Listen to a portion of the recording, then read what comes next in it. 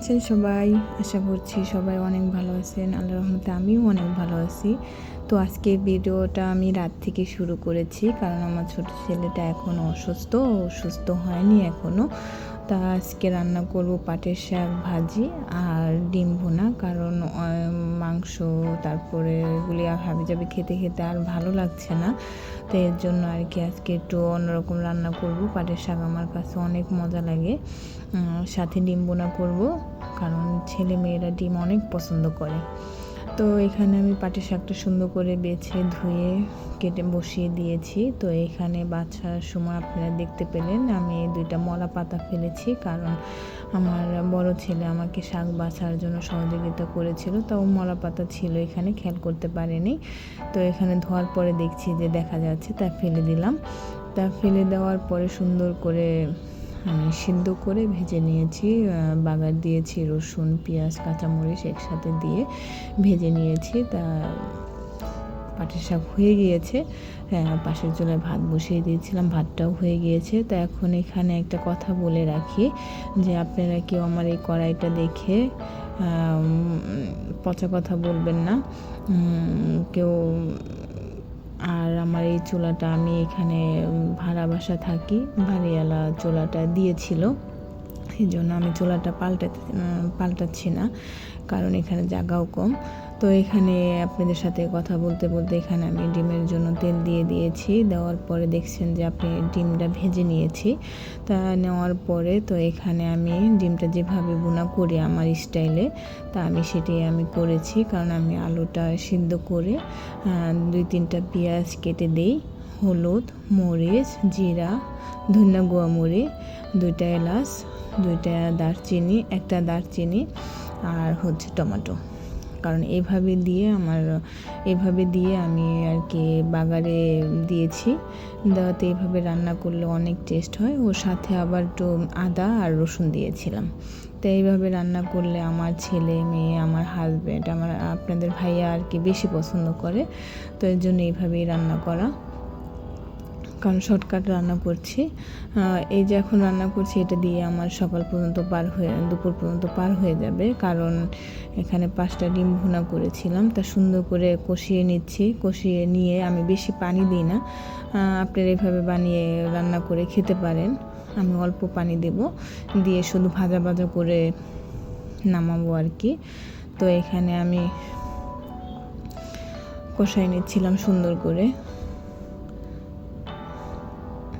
এই তো ডিমটা আমি আগেই দিয়েছিলাম, কারণ ডিমটা আপনাদের সাথে আর শেয়ার করা হয়নি, কারণ ছোট বাচ্চাটা একটু বিরক্ত করছে।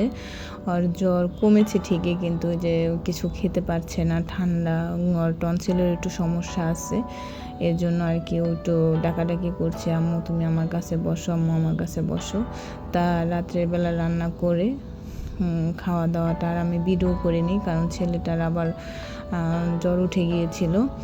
রান্না করে আসার পরে দেখি অনেক জ্বর উঠেছে, তার জন্য আর ভিডিও করতে পারিনি। সকালবেলা ঘুম থেকে ওঠার পরে ছোট ছেলেকে জিজ্ঞেস করলাম, বাবা তুমি কি খাবা? তো ও বলছে আমি লুডুস খাবো মা। ও লুডুস খুব পছন্দ করে। তা লুডুসটা আমি ওর পছন্দেই রান্না করি। তারপরে দেখতেই পেলেন তেল দিয়ে দিয়েছিলাম, তেলের মধ্যে আমি 2টা ডিম দিয়েছি, কারণ কোনো মরিচ পেঁয়াজ আমি দিই নেই। আমার ছোটো ছেলেটা এগুলি পছন্দ করে না, শুধু ডিম আর তেল দিয়ে মশলা দিয়ে এইভাবে ভেজে দিলে ও পছন্দ করে।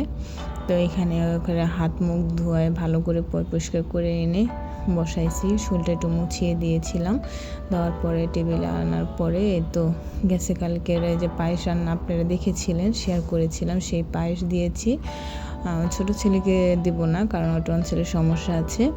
তাই এখানে আমার বড় ছেলে, মেয়ে আর ছেলে খেতে বসেছে। তার ছেলে দেখে অনেক খুশি হয়েছে। তা বলছে আম্মু আমার পছন্দের জিনিস তুমি করেছো।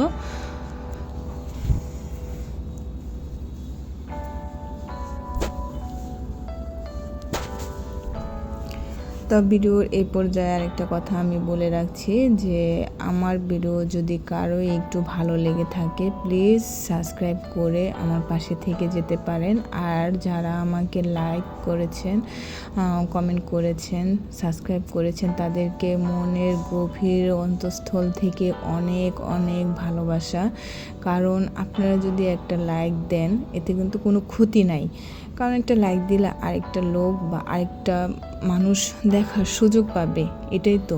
লাইকে কোনো সমস্যাই না। তারপরও প্লিজ আপনারা ভিডিওটা দেখে লাইক করবেন, কমেন্ট করবেন আর ভিডিওটা পুরাটুক দেখার চেষ্টা করবেন, এতে আপনারও ভালো আমারও ভালো।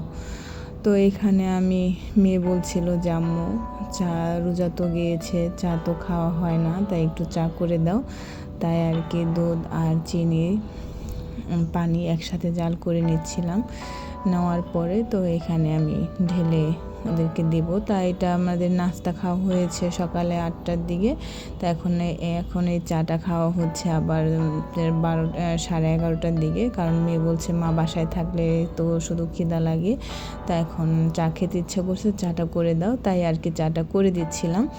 তো এখানে ভিডিওটা আমি আর বেশি বড় করব না। যদি ভিডিওটা ভালো লেগে থাকে প্লিজ লাইক, কমেন্ট, সাবস্ক্রাইব করে পাশে থাকবেন। আপনাদের কমেন্টের মাধ্যমে আমি অনেক উৎসাহ পাই। একটা লাইক যদি দেন আমি আরও বেশি উৎসাহ পাই আরেকটা ভিডিও বানানোর জন্য। তা আজকে এই পর্যন্তই।